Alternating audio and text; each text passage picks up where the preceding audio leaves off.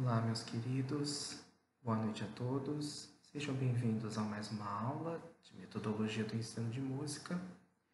Semana passada iniciamos o método de Calworth, um compositor em cena, e hoje estaremos dando continuidade a esta importante metodologia ativa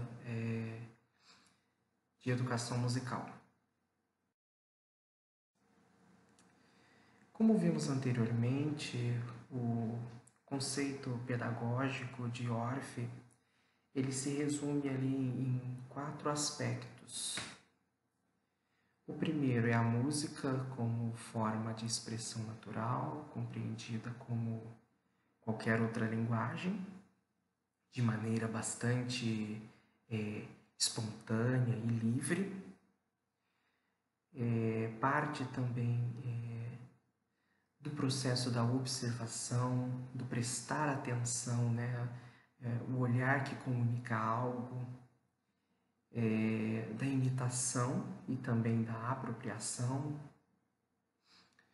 dos movimentos e sons naturais, do entorno, do ambiente para se fazer a música, e movimento, fala e aspectos lúdicos, ou seja, brincadeira. A música, pela música de forma muito natural e criativa, sobretudo. Seguindo a mesma linha dos outros educadores musicais, como já temos visto em algumas aulas. A grande base pedagógica de Calworth sempre esteve voltada dentro dos princípios da observação e da imitação. E Calworth, ele trabalhou com alguns instrumentos de percussão, como é o caso do xilofone. O xilofone, são alguns modelos, como vocês podem ver aí na imagem descrita. É um instrumento de percussão que é construído por placas de madeira com altura definida. Existem os instrumentos de percussão que não possuem altura definida, mas nós temos os instrumentos com altura definida, como é o caso do xilofone. Então, cada placa dessa de madeira possui uma nota na frequência correta. E para eu tocar esse instrumento, eu preciso do auxílio de 2 baquetas. Entre os instrumentos, entre os xilofones, a família dos xilofones, eu também tenho os metalofones e a marimba também, que já é um instrumento mais completo. Mas o xilofone, ele possui uma sonoridade bastante suave, bem harmoniosa e agradável ao ouvido.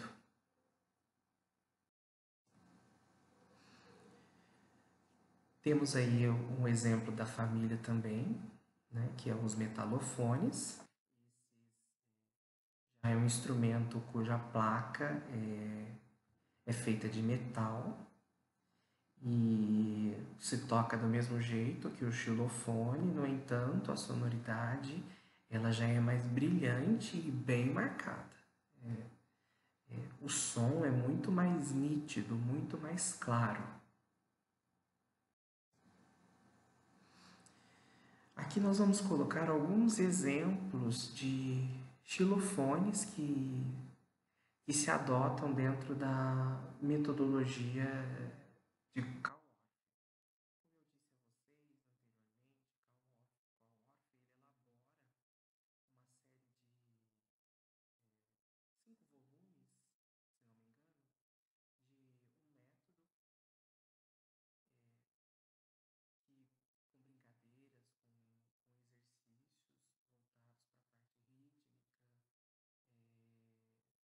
Exercícios também para flauta e violino, piano. E Os instrumentos, no caso, da família dos xilofones é que vão ganhar aí espaço dentro dessa metodologia. Não são instrumentos baratos, são instrumentos caros, mas o mais importante dentro das metodologias ativas é usarmos a criatividade dentro de sala de aula. Então, ao longo do processo, ao longo das aulas, nós vamos ver que é possível criarmos, sim, outros recursos que substituam esses importantes instrumentos. Bom, então aqui, como vocês podem ver, nós temos um exemplo do xilofone baixo. É um instrumento com as placas mais graves. É importante frisar que todas as placas, elas são removíveis. E, no geral, dentro da família dos xilofones, eu utilizo 3. Que é o caso do soprano, do contralto e do baixo. Fora esses 3, eu também tenho o contrabaixo, que não é muito utilizado. Mas, no geral, dentro dos cadernos de Orff, é trabalhado com esses 3 tipos de xilofone: soprano, contralto e baixo.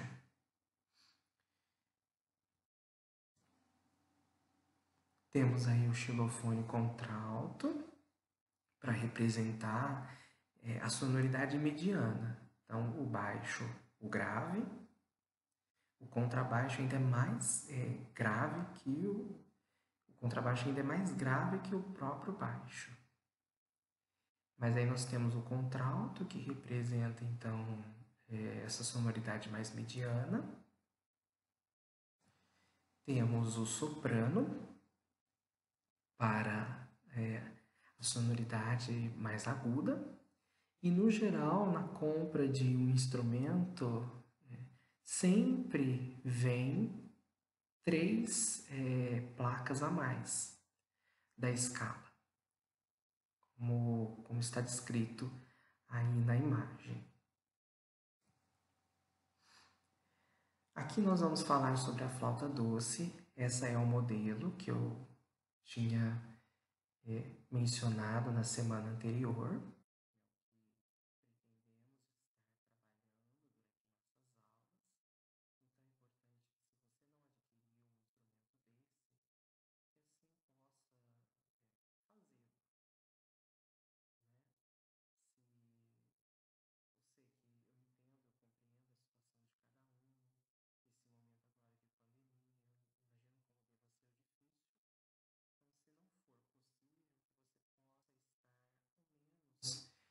Criando uma flauta de papel ou de papelão, que eu disponibilizei os vídeos a vocês, para que vocês possam pelo menos trabalhar a questão da tipografia mesmo no instrumento, né? De manusear o instrumento, trabalhar a postura, e você pode substituir o som, no caso a execução do instrumento, pela voz. Eu, quando lecionava para as crianças os pequenininhos, primeiro e segundo ano, eu costumava fazer muito isso. Eu elaborava, né? Criava ali as flautas. Eu tinha um trabalho imenso. Eu criava as flautas de papel e com isso eu ia trabalhar com eles somente a partir do visual, usando a voz. Então, na hora de reproduzir o som, a criança imaginava a nota si, a nota lá, dó, e reproduzia com a voz. Certo? Então, é um recurso também. Se você não tem condições agora de adquirir esse instrumento, que você possa então estar criando um para poder fazer as suas aulas. Claro, reproduzindo sempre com a voz. Esse é o objetivo, joia? E fica também uma sugestão para a sala de aula. Antes de você apresentar um instrumento para o aluno, começa trabalhando com essa flauta de papel ou essa flauta de papelão. Só a partir disso, então, é que você vai construir ali a ideia, né? Vai instigar a imaginação, a criatividade da criança para que você possa apresentar um instrumento real a ela. No geral, a flauta ela é um instrumento bastante antigo. Há indícios históricos de que ela existe desde os primórdios da antiguidade, mas ela ganhou visibilidade apenas no período do Renascimento. A flauta é geralmente tocada na vertical. Temos também a flauta transversa, que é aquela que é tocada na transversal. Não é a mesma embocadura, é um instrumento, não tem nada a ver com o outro. São parecidos assim, mas são da mesma família, mas tem diferenças específicas de um para o outro. Então a flauta ela ganha muita visibilidade durante o período do Renascimento mesmo e Barroco. Aqui eu separei para vocês alguns exemplos de flautas, né? Eu tenho a sopranino, que é a mais aguda, tenho a flauta soprano, que é a tradicional que nós estamos usando, tenho a contralto, aí eu tenho vários tipos ali de contralto, de tenor, tenho a baixo e a contrabaixo também. Esses são alguns dos exemplos de flautas aí doces profissionais, tá? No geral, é um instrumento que ele é revestido com um tipo de material, não sei se é acrílico. No geral, é madeira sobre um outro tipo de material. Por isso que é um instrumento mais caro. Uma flauta desse modelo aí, como vocês podem ver, deve estar custando em média de uns 140, 150 reais.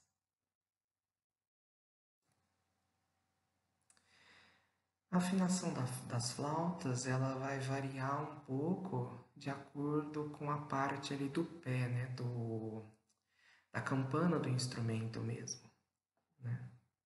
Como vocês podem ver, aí eu tenho alguns exemplos aí de tonalidade. Eu tenho o baixo em Fá, né? A flauta baixo em Fá, tenho a flauta tenor na afinação em Dó, a contralto na afinação em Fá, a soprano em Dó, que é a que vocês têm, e sopranino em Fá, que é aquela menorzinha, né? Ali tá soprano, mas é sopranino.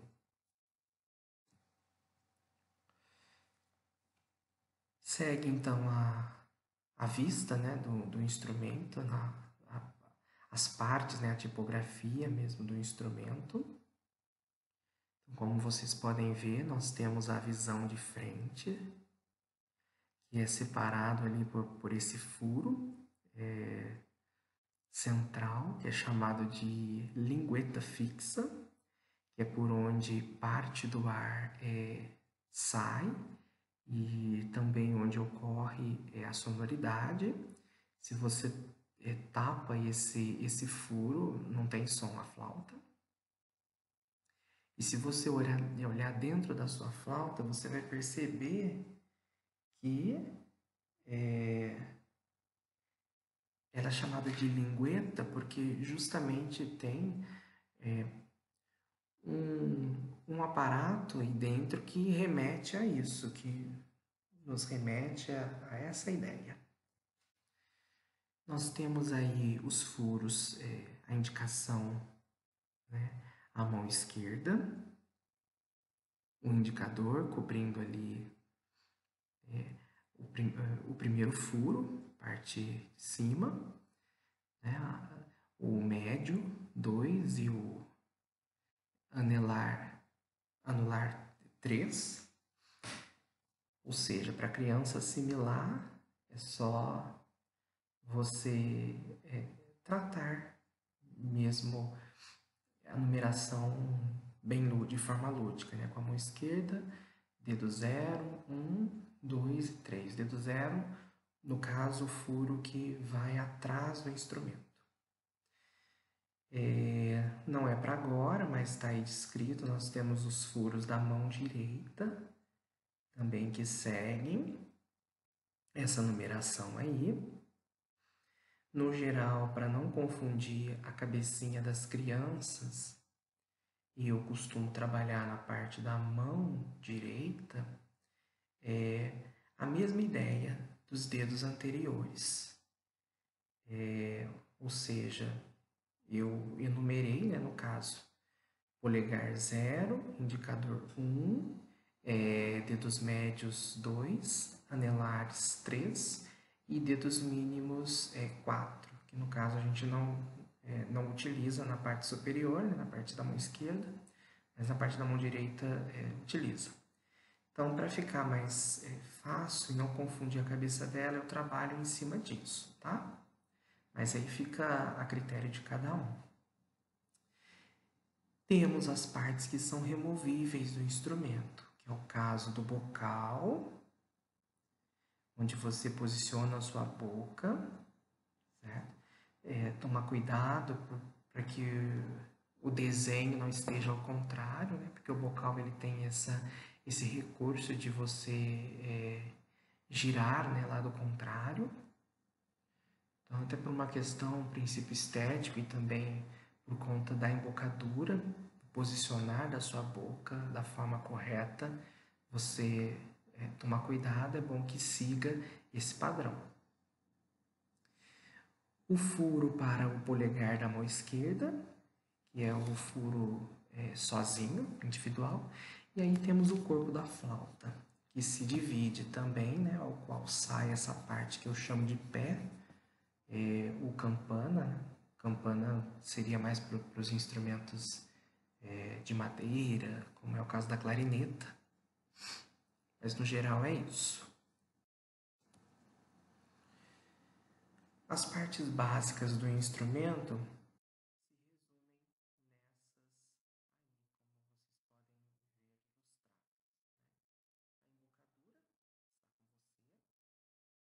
pico ou ponta, onde você coloca a sua boca, a janela,